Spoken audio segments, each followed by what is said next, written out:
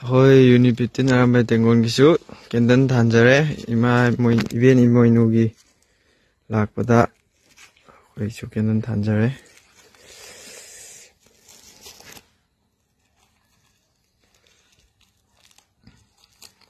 hoi ji aure like kurumba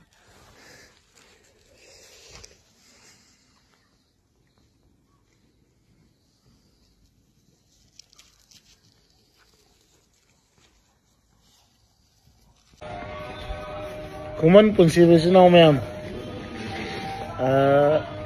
Ay jeng asi je aina sahi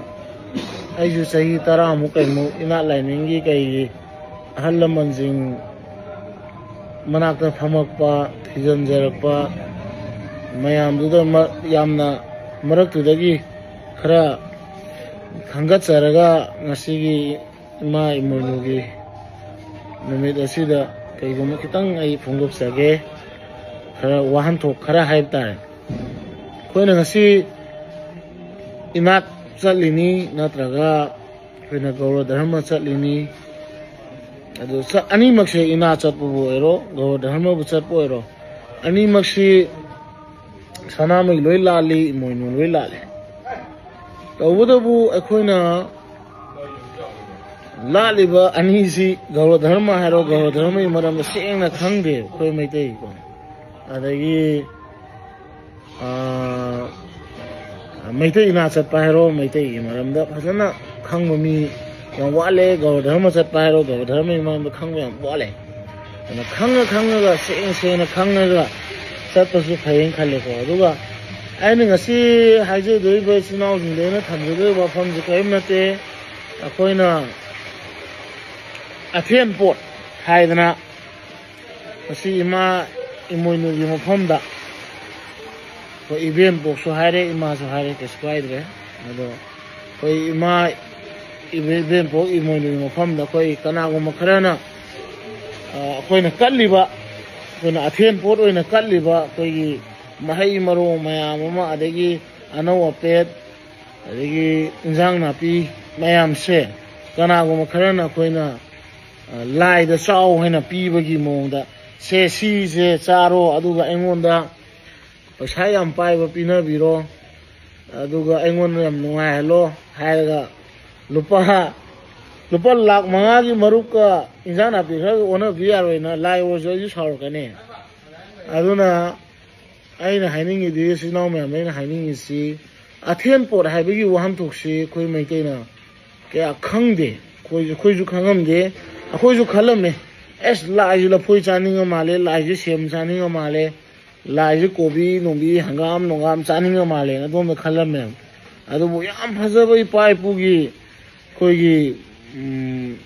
केनो हरतारे वान तो हरतारे सिनोमे को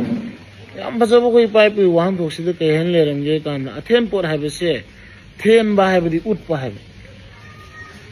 उत्पा then बा दि उत्पा उत्पा पोट अदी ngak mamangda thelaga kodi ngatrang mamangda utpa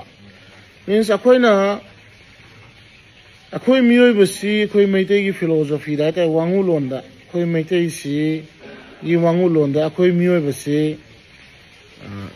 tangkak amana khoi gi imagi khomlang thaga khoi hingi angang uri kandana chauro matam da khoi malem imagi khomlang charaga khaga hingi haina meitei gi khoi gi wangu lon da lei aduna khoina kai hagi kana khoina ima pi kan da khoi ji imagi khomlang thai hinge chaura kana khoi chak chare natraga mana masing malem imaji da hobu chai aduna ni khoina leibak da khoina leikhom hais khoina malem imagi khomlang degi hobani hai khoina पोरमा थाबो मतमने खोइ लेखोम थोइदना coin any पोरमा कइगुमा पोसमा हंगाम थाबो रो लौ थाबो रो नत्रगा आलू थाबो कइगुम थाब लेखोम आइदि थोए आना Imangi लेखोम खोमलांग देगी हौरको पोतनि Imangi खोमलांग नि हादना खोइन लेखोम हाइन lemma लेबाक्स आना तांगा अमन खोइ इमागी खोमलांग थाइ हिंगी खरा चाउरा काना खोइ माली इमागी खोमलांग सारगा नत्र थागी हिंगी हादना मेतै खोइगी wangu londa lei aduna कमाय तौरगे है मतमदा अखोय ngasi लफोय मा नत्र कोबी मा हंगाम मा नत्र फौ हाइबा माले मा जिना अखोय हिंगने बिदंता लाइनो सामीने अखोय पीबीरिबा कोई नत्र अखोय ताइबुंग सेमो पुन अखोय पीबीरि पोसे अखोय मियोबना साबा ngamde माले ngasi लेरमिबा पोतबु कनागु मखरना से साइंस ना हाइरो नत्र साखत पे मतुंगिना एसेंबल तौबदि ngami अदो मालेमदा फंगनो पोरम अखोयना साबा तेंबान बसिदा यूनिवर्सिटी फंगदबा पोरम अखोयना नौना साबदि खोय सुंगमदे एसेंबल तौबना तना माइ तौना हारिबा अखोय मियोइबबु ngasai मालेम इमा खोमलांगना अखोय मियोइबु हिंगनबदो हिंगनबि दंता सेमियु मपुना पिरमबदो मदु अखोय मियोइबना मपु मंगोंदा हे मतुंगदा मपु मंगोंदा अखोयना हाइजबने मपुना हांगना अखोयबु हिंगनबिदमक्ता पीबीरमी पोरसे मसी चारगा अखोय मसीबु अखोय चारगा मसी चारगा अखोय कमयांग मतमयांगबा अनाए याउदबा अदे हक्सांग फना लेनबा अनाए याउदबा नुआये फबदा पिनबियु हाइदना मपु मंगोंदा अखोयन उचरिबसिदा मतिक मपुना हाकी मतिक मय हापियु मसी चारगा अखोय अनाए कोक्सरगे कमयांग मतमयांग बोइजरगे नुआये फबोइजरगे हाइबा वहान थोकने अखोयना अथेन पोर कटपा हाइस अदा ngasai wahan thokse kanago mkhara khoi laida lafo yamna pisanba sem nam kasanba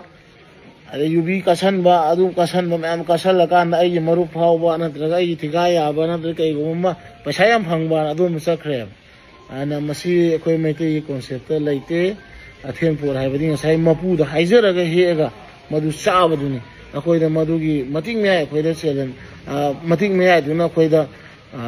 phan biu ana ek kamya hote na punsi nungsan biu kain haisi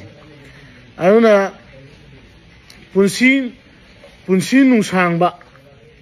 kaise akhoi yamna masi dei mathang to bi da harage akhoi ahn da khoiram ta ne punsi nungsang ka haisi masi yam phajaba khoi wahan thok lei aduna athen pochi wahan thok si khoi maitei ne khangdaba na ngasi di अखोई चाबा लाइद पीजबा महूत ओनब रोम पुई मधु अरानबनी हाइजगे खंगदब खोटबसु ma'am लई अइसु थीजली अइजे सोब यावसु कनागुम खंगहिना अदुम एंगोन ताकपियो I welcome तौजरी अदुना I ngasi हाइजनी मेरी कनागुम्बा खरा मियोय खरना अखोई मैतैदी लाइद लफोई कटपनी लाइद लफोई चाव हैबनी लाइद न लफोई चाब्रो line वो same चाब्रो Kine high दो तो तेली लाले कॉन्सेप्ट तो ओनरे अना ngasi दगी दी अखोई अथेन फोकी वान तो खंगसी इपा इपुन थंबिरंबा कोई लिकलम दो कोई थीसी खंगनबो होनेसी हाइबसे हाइजे आई मतन साइ लोसनजरगे याई फरेस नो में